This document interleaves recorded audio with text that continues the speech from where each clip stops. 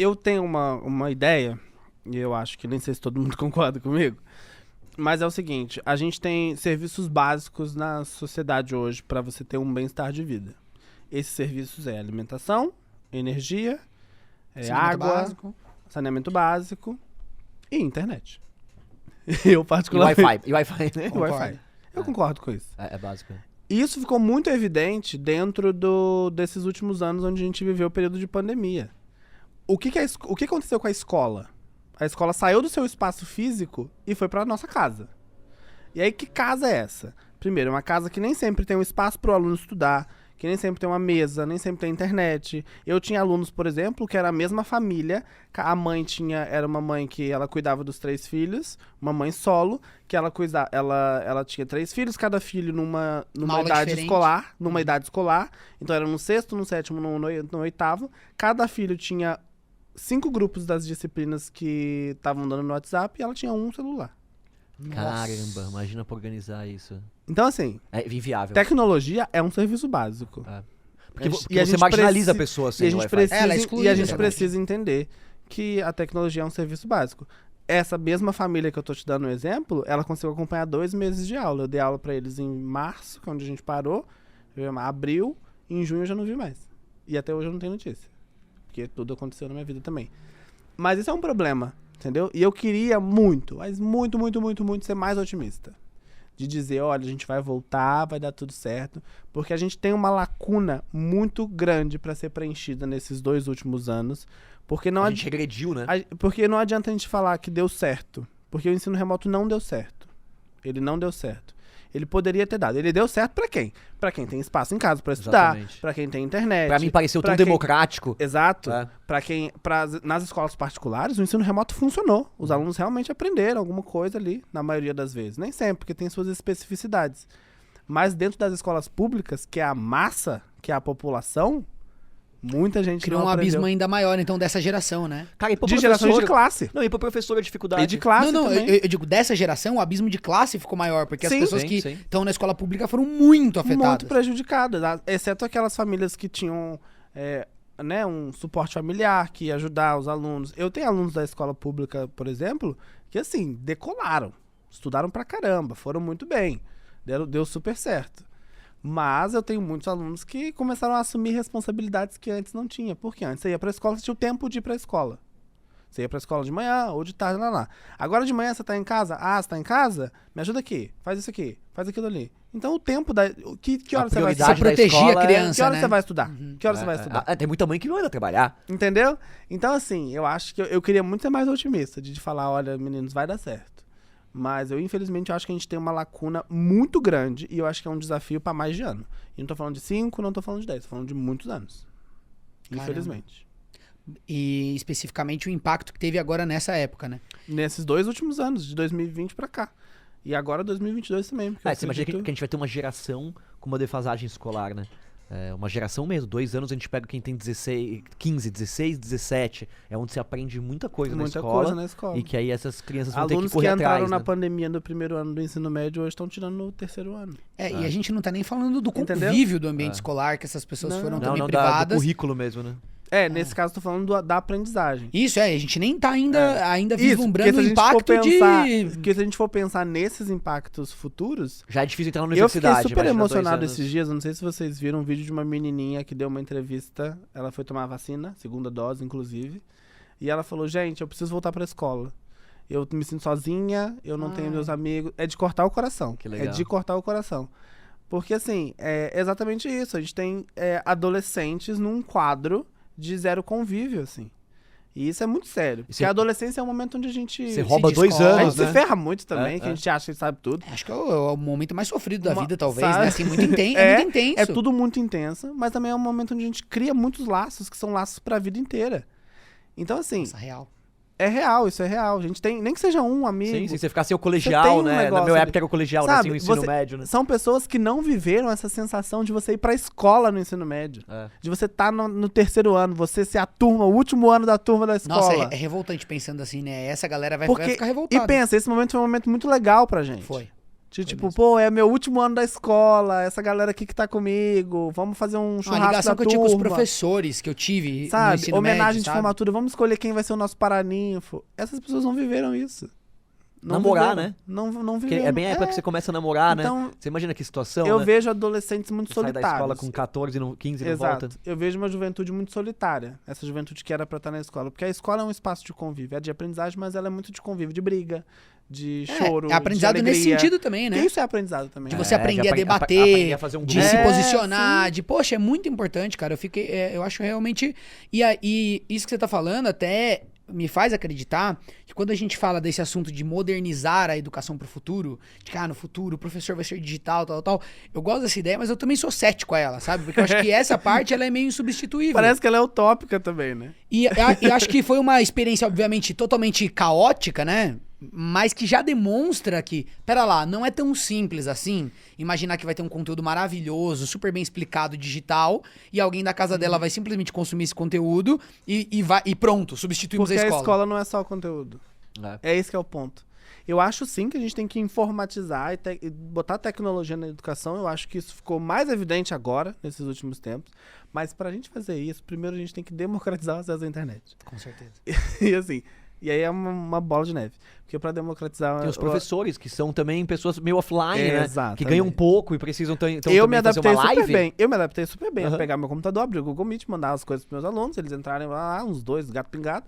Eu me adaptei super bem nisso. Mas eu fazia chamada de vídeo com professores da minha escola pra ensiná-las a salvarem em planilha do Excel. Eu imagino. Teve muito problema em faculdade também, em universidades públicas, que os professores mais velhos, por exemplo, não tinham nenhum contato com a tecnologia. De um dia pro outro. Vira o youtuber. Você vai ter que agora gravar suas aulas. Não, é sério. Streamer. Essas pessoas ficaram super... Tem universidade pública que não teve estrutura pra ir lá e ensinar, porque seria o correto, né? Por exemplo, a professora agora vai ter que dar aula digital. Pô, que vá alguém então, que ensine, que tem um equipamento, que tem uma aula. Não.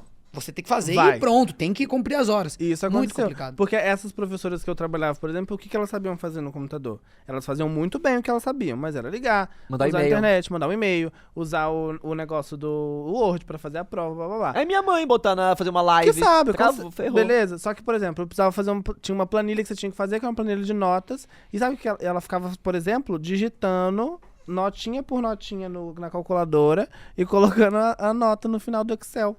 Eu falei, minha filha, faz isso aqui, ó. Maravilhoso. Seleciona, bota um negócio de som.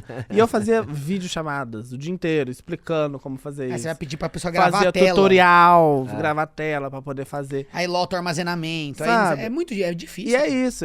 Eu tive essa facilidade. A maioria dos meus colegas de profissão não tiveram. Os microfones não funcionam da pau, não tiveram. E é bem difícil. Bem difícil. Nossa, pensar o Brasil dessa forma é muito complicado, porque a gente tá defasado demais em muita coisa, né? Então, quando a gente toma uma rasteira numa área assim, você pensar como recuperar, nossa, sim, teria que ter um plano, então, para que essas crianças tiverem... Se a educação vai ter que ser remota, então que essas crianças, pelo menos todo mundo tenha um celular. Internet, qual que é, né? Ou que tenha um plano, um chip do governo, alguma coisa eu queria que na retomada agora, que...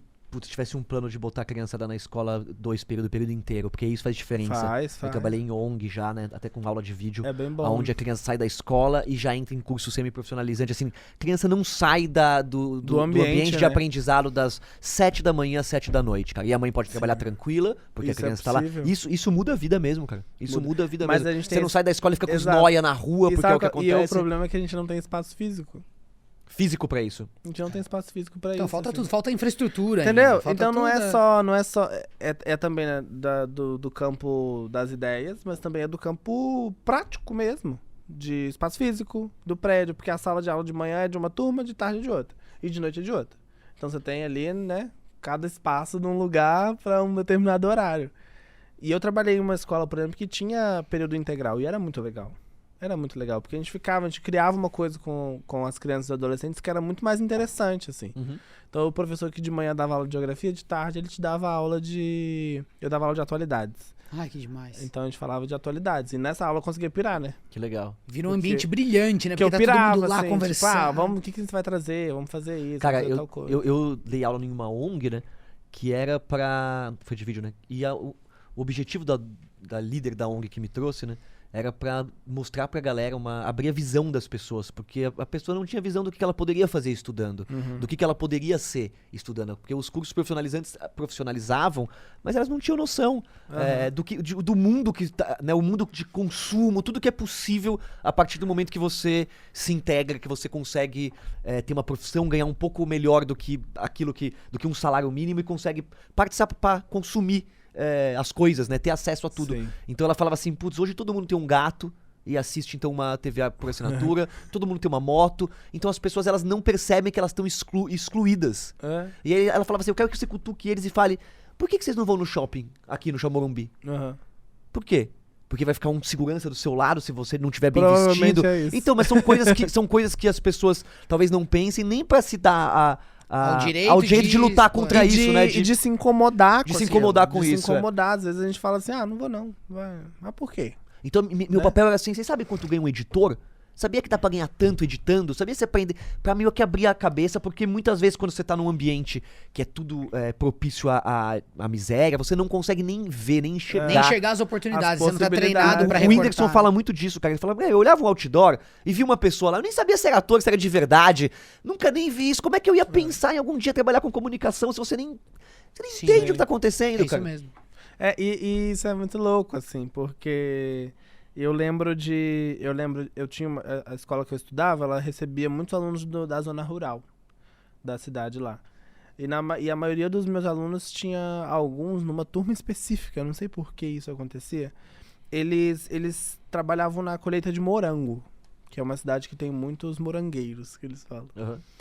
E aí eu lembro de que às vezes eu chegava na sala às 7 horas da manhã, esse menino já tinha acordado, já tinha feito o negócio do morango, já tinha voltado pra casa, já tinha tomado banho, vindo pra escola. Então ele já tava, tipo assim, num outro ritmo, numa outra coisa. Eu falei, você vai chegar em casa e vai fazer o quê? Por que você não fez a tarefa de casa? Eu não fiz a tarefa de casa porque eu tinha que trabalhar. Eu vou falar o quê? Esforço sobre-humano, né? Eu vou falar o quê? Eu vou brigar com esse menino? Não. Eu vou brigar com ele porque ele não fez a tarefa de casa porque ele teve que trabalhar? Que horas que ele ia fazer isso? O moleque acordou de manhã, foi pra escola no outro período, trabalhou a tarde inteira. Eu vou de noite ele chegar e fazer a tarefa de geografia, vai ser a última das prioridades dele, porque ele tá exausto. E eu vou brigar com esse menino? Eu vou falar, vamos fazer isso. Então o que eu fazia? Eu tentava te dar oportunidades de você fazer isso em outro momento. Não conseguiu fazer? Às vezes era, né? Não, óbvio, né? Sempre tem aqueles que não vai porque não vai mesmo, né? Não vai porque não vai mesmo. Mas a gente sabe os casos específicos. Eu fazia questão de saber, de perguntar, o que você fez? Onde você tava? Eu era meio enxerido mesmo nesse ponto. Porque não tinha como eu cobrar do moleque que trabalhou o dia inteiro, porque ele não respondeu 2 perguntas que eu dei de tarefa de casa. Sabe? Então vamos pegar essas 2 perguntas e transformar numa outra coisa, sabe? Vamos fazer na sala, vou te dar um tempinho aqui pra você fazer, faz aí. Porque é aproveitar esse tempo e esse espaço que eu tenho. E de enxergar essas oportunidades também, assim, de mostrar a importância. Conversa com a galera lá na sua casa. Pede eles pra você sair um pouco mais cedo pra você conseguir fazer isso e dosar as coisas. Né? Muito difícil, né, o trabalho do professor, eu imagino. Quase impossível não se relacionar pessoalmente com as famílias, com as pessoas, né? Quem fala, não pode ser... Igual muita gente fala, professor não pode ser amigo de aluno. Eu era muito amigo dos meus alunos. Não tem como, ser, não né? tem como. Não tem como, né? A gente tá falando aqui com o Fiuk agora há pouco, né? E foi a tia dele que me alfabetizou. Eu tenho um profundo carinho, cara, por a família dele, por tudo, pela tia dele, pelas pessoas que me alfabetizaram, porque elas fizeram isso com muito amor, cara. Eu olho hoje pra trás, caramba, que era amor que tinha que ter pra pegar aquelas crianças. Os professores têm que ter muito amor, cara. Sim. O professor, eu vejo que talvez é uma evolução pra mim, hoje que não faz sentido, eu tinha bons professores. Era esses professores ficarem repetindo a aula tantas vezes. Hoje, com a tecnologia que a gente tem, o que eu ia gostar? Eu que sou bagunceiro pra caramba. Eu ia querer assistir uma aula de um professor muito legal. Podia ser em vídeo. E depois um plantão de dúvida com um professor humano. Mas assim, eu poder assistir aquela aula a hora que eu quiser, aonde que eu quiser, isso seria muito legal. Eu acho que eu conseguiria ter aprendido matemática, porque eu não me dava bem com a professora e não tinha outra opção, cara, de como aprender, né? Esse negócio de não se dar bem com o professor é uma coisa louca, porque é bem possível de isso acontecer. É bem possível. E às vezes a gente não tem saída. Porque é isso. São humanos, né? Eu, por exemplo, eu estudei música. Eu fiz 7 anos de flauta doce transversal. Olha! E estudei 2 anos de piano. Que legal. E você toca? E eu larguei isso tudo porque eu tinha um professor de teoria, que a gente tinha teoria, era prática e teoria. E a gente tinha que fazer aula de canto. porque no conservatório que eu fazia, eles falavam que o canto, ele ajudava você a entender o compasso do negócio, blá, blá. Então a gente tinha que ir na aula, pelo menos teórica, de canto. E eu odiava a teoria de música. Eu odiava. E o professor, ele era um pé no meu saco, assim. E aí eu fui perdendo o interesse pela música, pelo piano, e eu adorava. A flauta eu consigo porque eu fiz 7 anos, mas o piano eu tava iniciando. Hoje, se você me der a partitura, eu consigo arranhar um negocinho ali. Mas é isso, eu não me dava bem com o professor a gente não gostava um do outro, a gente tinha um negócio que ele não gostava de mim, eu também não gostava muito dele. E aí eu larguei, falei, a minha opção foi largar. Que responsa, né, do professor que você pensa. E teoricamente, tipo assim, pelo fato de eu não ter me identificado com ele, hoje eu não sou um pianista. Ai, mano. Você vê a responsabilidade, né? O professor hoje tá ouvindo, eu não tô... Você sabe que se deu aula pra ele, tá ouvindo. Se eu não trabalhasse com internet, eu ia querer ser professor, eu acho, assim. Lógico que você vai me falar, pô, o professor sofre pra caramba, eu sei de tudo isso. Eu acho que talvez... Não sei. Eu tô falando assim, no mundo das ideias, aonde a gente professor de robótica em São Francisco, na Vale do veja bem, Silício. é porque eu sou do interior de São Paulo, e lá na minha cidade, eu estudei em Socorro, eu estudei em escola pública até a 4ª série.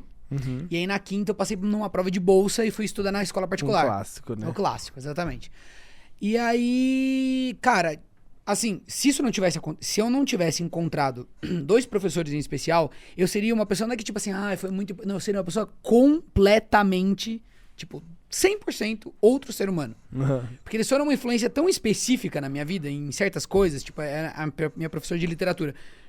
E, tipo, eu li tanto na minha vida por causa dela, e aí, em consequência, isso mudou tanto a minha persona, digamos assim, que eu acho isso, tipo, acho que o professor, ele tem uma das posições na sociedade mais poderosas no sentido literal mesmo, assim. De poder, porque, porra, você pode exercer poder em outra pessoa com dinheiro, né, com várias coisas, mas... Uma autoridade, né? Esse de você pegar alguém com... De poder e influência, né? De poder, você pega alguém com 14 anos, 12 anos...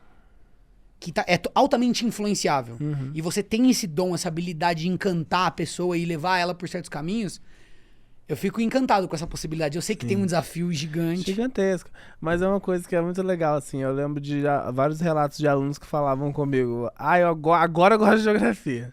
Nossa. Tipo assim, mas por que agora eu gosto de geografia? Porque antes a professora de geografia mandava os moleques decorar, sabe? É isso, e pronto. Não fazia nada, a professora era uma chata. Mas imagina que difícil pro professor dar 3.000 vezes a mesma aula. Eu fico vendo hoje... Nunca vai ser a mesma aula. Mas assim, o mesmo tema, pelo menos... O mesmo tema vai. Deve ser super difícil. É um saco. Mas assim, às vezes eu dava a mesma aula. 7 turmas diferentes, do primeiro ao 7º horário, e a mesma coisa. Porque as turmas estavam no mesmo ritmo, assim. Mas a mesma aula nunca vai ser. Uma é incrível e a outra é meio monótona. Não, eu fazia várias coisas que eu falava assim, não, hoje eu vou chegar no 7º B e vou dar essa atividade, assim, vai ser um máximo. Que legal. E eu chegava no 7º B e realmente era o máximo. E aí eu falei assim, não, beleza, agora eu vou pro 7º A. Eu chegava no 7º A, nunca funcionava. Não funcionava. Então, tipo assim, cada turma vai ser específico e vai ter uma coisa diferente, sabe? E aí, esse negócio de encantar é muito doido, porque eu tenho vários alunos que falavam, agora eu gosto de geografia. E eu não gostava de geografia, mas por que você não gostava de geografia? Porque a professora chegava lá, mandava os moleques decorar, fazer um desenho, faz isso, tal coisa e pronto. Mas não é assim, né? Eu acho que no dia que eu acho que eu ganhei os meus alunos no dia que eu cheguei pra eles lá e fiz uma dinâmica de apresentação que foi um pouco diferente, assim. Porque antes é sempre aquela carteira, seu nome, sua idade, o que você quer fazer, né? E aí eu lembro que eu levei um saco de perguntas, um saco preto cheio de perguntas que eu tinha criado na minha casa. E cada um sorteava uma pergunta e respondia aquela pergunta. E depois jogava pro aluno. E não eram perguntas, tipo assim, sua cor favorita, não. Eram perguntas, tipo, muito, de certa forma, pro adolescente era engraçado, sabe? Tipo assim, você está num date e acontece tal coisa, o que você faz? Legal. Sabe? E aí foi muito legal, porque a gente começou a criar conexões diferentes, assim, deles me verem de outra forma também, porque eu também respondi as perguntas. Então, deles verem que o professor dança, que o professor escuta a mesma música que ele, que bebe, que transa, lugares, que namora. O professor é a maior referência que a pessoa tem de pessoa, né? O pai é desregulado, a mãe tem problema e é o professor... Matilda, sabe o filme Matilda? Total, exatamente. É isso. O professor é a maior inspiração, né?